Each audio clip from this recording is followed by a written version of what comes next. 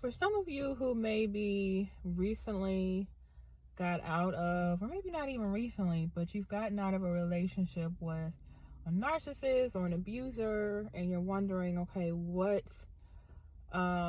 steps should I take? Like, what's the first steps that I can take towards healing?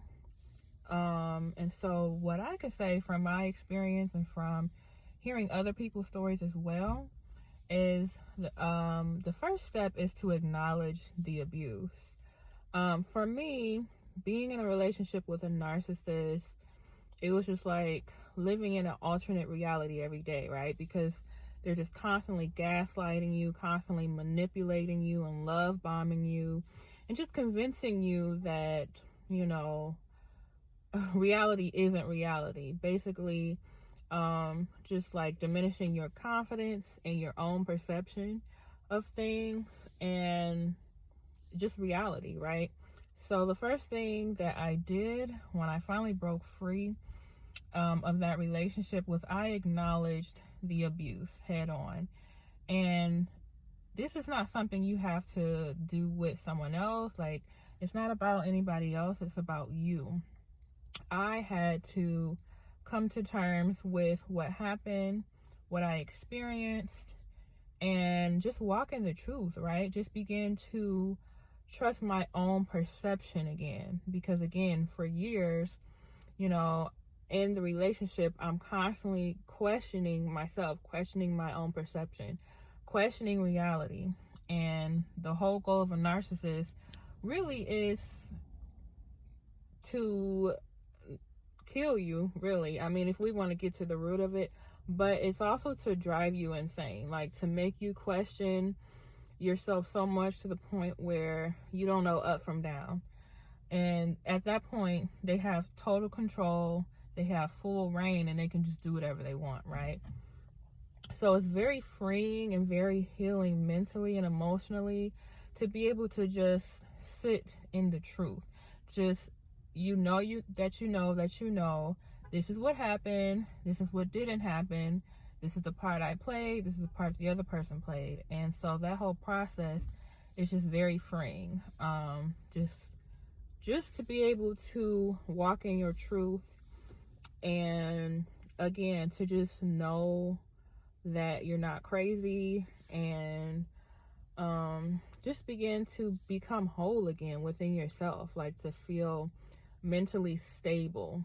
That is, once you are in a situation like that, having that stability again is like a luxury. It's like more important than anything. I didn't care about the money I lost, the things I lost.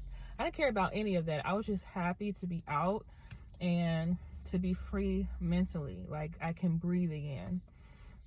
So that's definitely very, very healing. It's definitely a good point to start at. Of course, that's not the entire process, but it's a good starting point. And also, it doesn't happen overnight. For most people, it takes time. You know, it's a process. You have been through a lot, okay? And also, you know, relationships and situations like that, everyone does not get out of it. And even if they do remove themselves physically, everyone doesn't always recover.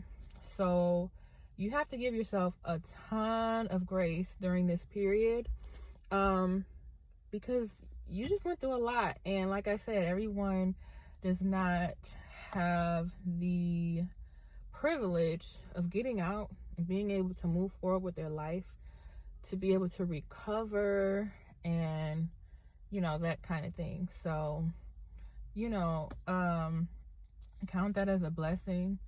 By the grace of God, you are able to escape, right?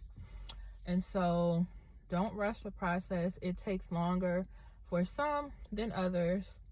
For me, it didn't take too long because mentally I was already over it while I was still in the relationship.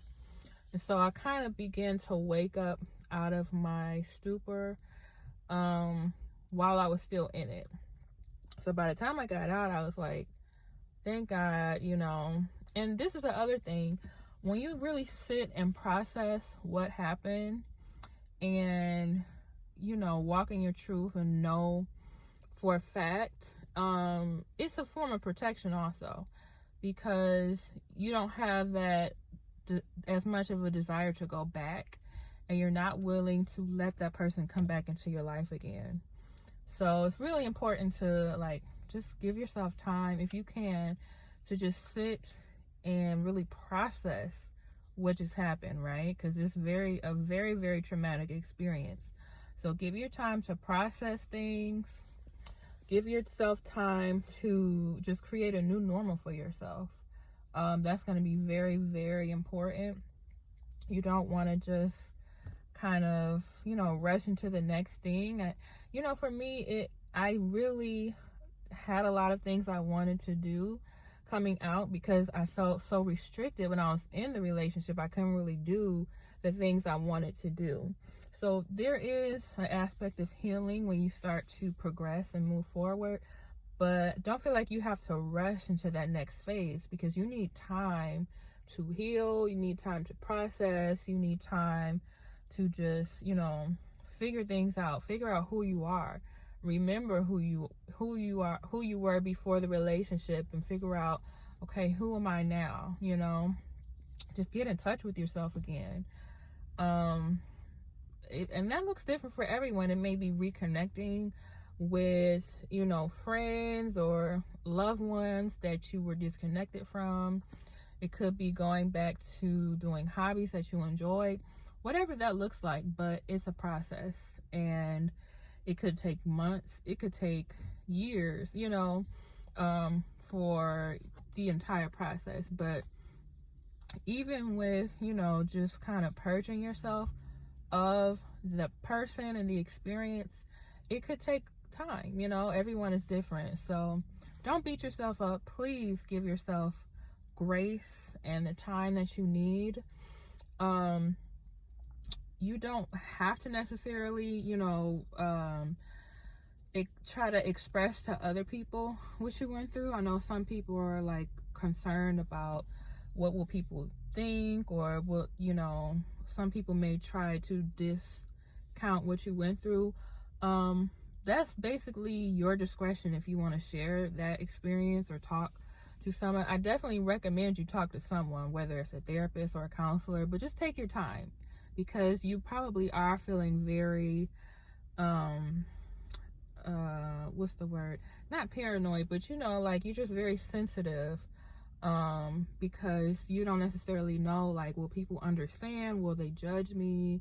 That kind of thing. So don't feel like you have to rush and try, you don't have to explain yourself. You don't have to explain things to people unless you just want to. If you have a close relative, counselor, therapist, somebody you really trust, who's not going to criticize you or make you feel bad or make you question your experience. That's really important, because you don't want to open up to someone who's going to put you back in the same mind space that the narc did, right? So just take your time, choose wisely who you decide to talk to about the situation, but just give yourself grace, be patient with yourself, because you can't really know the impact of that situation right away. You may not even know the impact years down the line. You may still be seeing certain things, as a result of the trauma and things like that. So just be patient. Everyone is different, but you are definitely not the only one who has been through this, and you will get through it, with the right support and just taking your time, focusing on healing.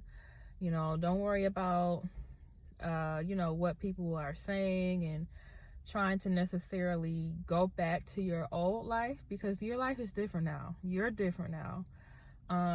It's pretty impossible to go through something like this and not come out somewhat different than you were before. So you're not the same person.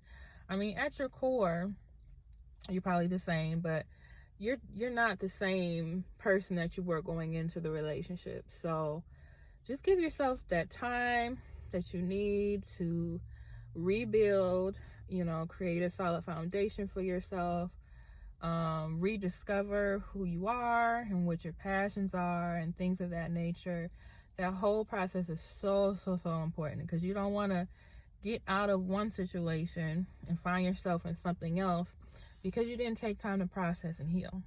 So I hope this wasn't too long. I just wanted to make sure I emphasize the importance of healing and just moving forward, taking care of yourself, being kind to yourself, things of that nature. So important. Remember, you are seen, you are loved, and you are not alone. Be well and take care of yourself. Until next time.